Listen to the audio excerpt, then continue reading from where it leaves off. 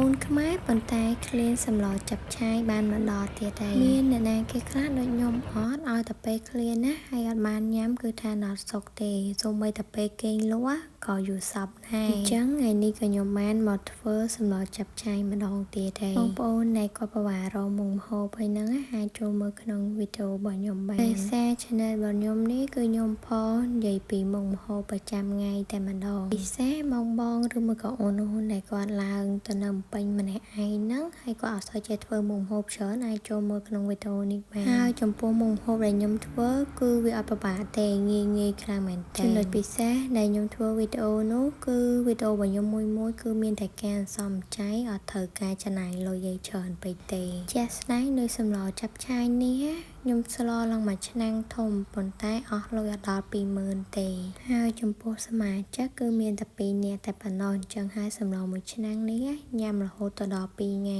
ប៉ុន្តែញ៉ាំអត់ដល់2ថ្ងៃទេដោយសារតែខ្ញុំនៅសងអញ្ចឹងគឺមានពូយាយតាអីក៏នៅចិត្តផ្ទះខ្ញុំអញ្ចឹងហើយគឺខ្ញុំដួលគាត់ម្នាក់មួយចានអញ្ចឹងទៅការធ្វើសម្លចាប់ឆាយរបស់ខ្ញុំគឺខ្ញុំអត់ដែរដាក់គ្រឿងផ្សំអីញ៉ៃច្រើនពេកទេខ្ញុំដាក់តែរបស់ណាដែលខ្ញុំចូលចិត្តជាក់ស្ដែងដោយស្បែកជ្រូកនេះអញ្ចឹងខ្ញុំចូលចិត្តអញ្ចឹងហើយគឺខ្ញុំដាក់ច្រើនខ្លាំងមែនតើស្បែកជ្រូកនេះនៅពេលដែលបងដែលគាត់ត្រាំហើយហ្នឹងគឺគាត់អាចយកកត្រៃក៏បានយកគាត់ដូចខ្ញុំចេះក៏បានដែរគឺយើងយកវាមកហាន់ល្ម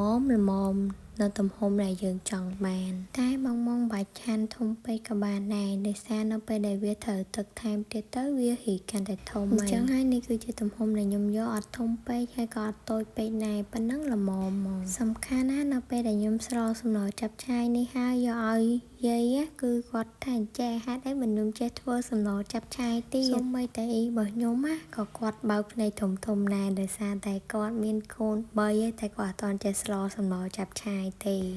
ដល់ពេលយកគាត់ទៅគាត់ភ្លោះហើយគាត់ប្រាប់មកវិញថាឆ្ងាញ់ណាខ្ញុំអ្នកធ្វើនេះគឺសប្បាយចិត្តខ្លាំងមែនតើនៅពេលដែលយើងបានធ្វើរបស់ឆ្ងាញ់ហើយយកឲ្យគាត់នៅខាត់នៅពេលដែលកាត់ស្បែកជ្រូកហើយជាមួយនឹងជាកដលទំហំដែលយើងចង់បានហើយគឺយើងត្រូវតែស្រុះវាដើម្បីអស់ក្លិនបើស្លដោយមិនបានស្រុះទេច្បាស់ជាធំក្លិនពេញទឹកស្លហ្នឹងហ្មងវាមិនធំអីទេបងគ្រាន់តែវាធំរៀងខា